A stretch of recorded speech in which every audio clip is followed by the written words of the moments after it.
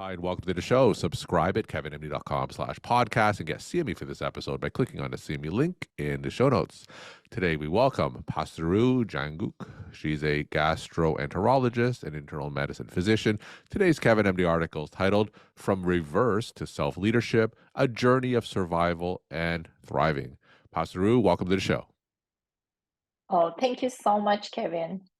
So I think the article that I wrote is kind of reflecting on my personal journey. I born and raised in Iran. I did my medical school and training back at home. I left home when I was 27 years old and then came to continue and pursue my residency and fellowship. So I would say my story, I usually when I reflect back, I just see four different phases of my story. The first part is home, second part is immigration, third part I would say breast cancer, and the fourth part is right now I would say self-leadership, I call it. And I think home had influenced who I am right now tremendously. And I was grown up in Iran, as a lot of you may know. After revolution in Iran, we had an Islamic Republic, and it was a dictatorship. So a lot of my traumas are around the theocracy, patriarchy, just the way that they treated women, a lot of brutality that was going on in the country. And that for sure created this environment that my parents always taught me to, in order to survive, to be very political, don't speak up, just try to always be like other people and try to always say yes to everything. That's how you can survive. So I took it on. I was a smart little kid. I was very ambitious as a woman. So I wanted to just like basically go up and become educated and just get whatever I want. So that was the way that I learned that survival, just like basically saying yes to everything, not speaking up is equal to survival. I brought that pattern to my second phase of my life, which was immigration. And that's truly how I survived by people pleasing, by saying yes. And I made it. I became a very successful gastroenterologist. I'm now a managing partner in our practice. But then unfortunately, I got diagnosed with breast cancer at an early age. And that was the turning point that I stopped, paused, and reflected. And I said, what the heck happened to my life? I went through all this craziness. I really hustled. And this hustle and the stress that I put myself through may have had something to do with my diagnosis. So that's when I really decided to change the trajectory and for the first time take ownership of my life. And I didn't want to ask my parents anymore or ask my mentors or whoever is around me. And I started reflecting and just like having a journey inside and really working on what I call self-leadership. And I can briefly later on tell the audience what that means. But that was the beginning of the journey. I became a certified mindfulness coach and then entered the next phase where I basically expanded my business and vision and co-founded Soulpreneur MD, where we help female physicians who are ambitious really build a profitable business, but without hustle. You don't need to, in order to survive, you don't need to go through this much stress. I think this is our old programming as physicians. We think we have to just like push hustle in order to get somewhere. But really, you don't need to do that. You can still be successful and just do it with ease and fun. Your KevinMD article is titled From Reverse to Self-Leadership, A Journey of Survival and Thriving. So you use two terms in your KevinMD article, and I want you to talk more about that. What is reverse leadership and what is self-leadership? So reverse leadership basically is what I did to get here. And it's what you think leadership entails, like saying yes, like people pleasing, like not being able to set boundaries, like just like always hiding and trying to push hard in order to get somewhere. I don't by any means, I don't mean you shouldn't work hard to get anywhere. Obviously you need to. But there is a difference between working hard and being stressed out, burned out, and hustle. So that's what I learned. My survival tool, that reverse leadership, is basically to look outside you. So look outside you instead of looking inside, and see what the society wants you to do. What do people expect you to behave, and constantly trying to please the society and people, right? But self-leadership is, instead of focusing on outside, just bring all that focus inside you and figure out who you truly are, what is aligned with you, what makes you truly happy deep in your soul, and what really makes you, what repels you. We don't know these kind of things. We get involved in a lot of things that are really not aligned with us. And self-leadership, to make it kind of like tangible, it's basically focusing on 8 areas. I call it 8 C's because they all start with the letter C, like being curious. C, curiosity, being curious who you are, being curious what makes you happy, as I said, what makes you just like, sad. Being compassionate is one of those. Be compassionate towards yourself. We are so hard on ourselves, and we are our worst enemies, right? We are constantly blaming ourselves, or just like beating ourselves up. And being compassionate to others too, right? Being compassionate to other people, trying to understand them, getting curious around them. The other thing is calmness.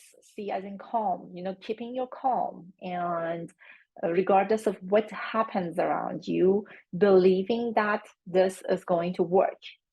The other C is confidence, being confident and trust yourself and trust your abilities, and also being confident that the universe is going to get you where you want to go.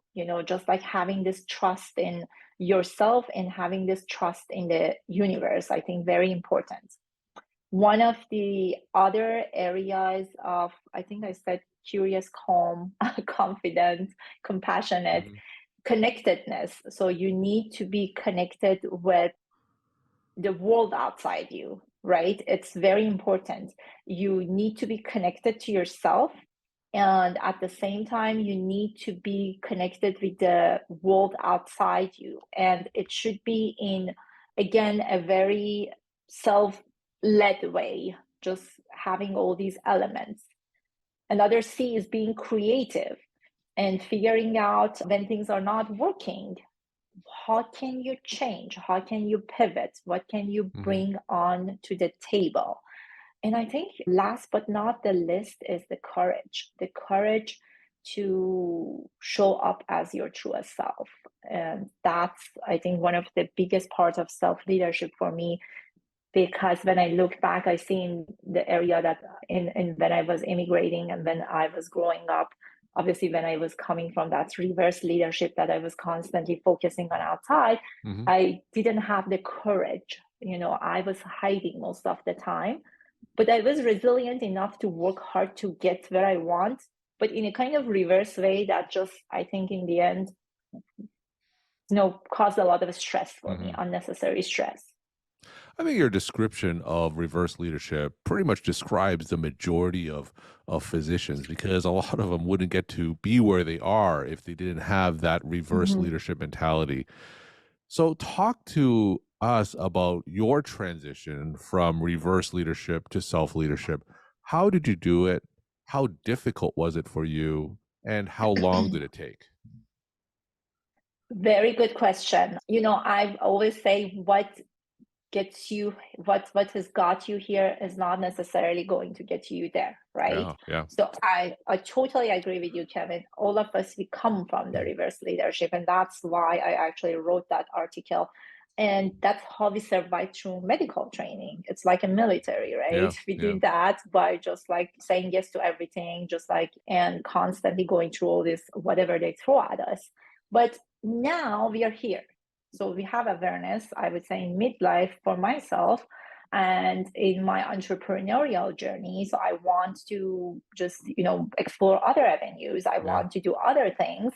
And this came to me as I started my entrepreneurial journey, that just working hard and hustling is not going to make me a successful entrepreneur. This is Mhm. not the pattern. So I have to now really explore other avenues. And I think that's how I transitioned from reverse leadership to self leadership, by reading a lot of books, by doing a lot of coaching, and by working a lot on my self growth. And it came clear to me that really at this phase and at this point that I am in my life, I really need to let go of a lot of old programming, Mhm. a lot of that reverse leadership, and learn how to focus on myself and nurture all these 8 C's of leadership that I talked about.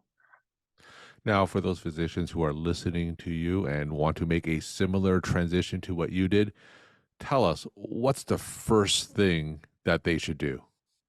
I would say the first thing always comes with awareness. So I think awareness, awareness, awareness. I can't emphasize this more. So I'm a coach. I've coached a lot of physicians, and inside our programs, I've seen people who come to us and they basically are like I was 3 years ago, 4 years ago. And the first step, what we teach them, is awareness. And I have seen them and I've witnessed their growth and how far they've come. And that part, just like by becoming aware of your old programming, what is the one thing that's holding you up from moving forward towards your goal? That is, I think, the fundamental step. And after that, I would say we are lucky enough that we live in this era that we have access to so many Mhm. resources. Just saying your podcast, saying your, the platform that you have, KevinMD.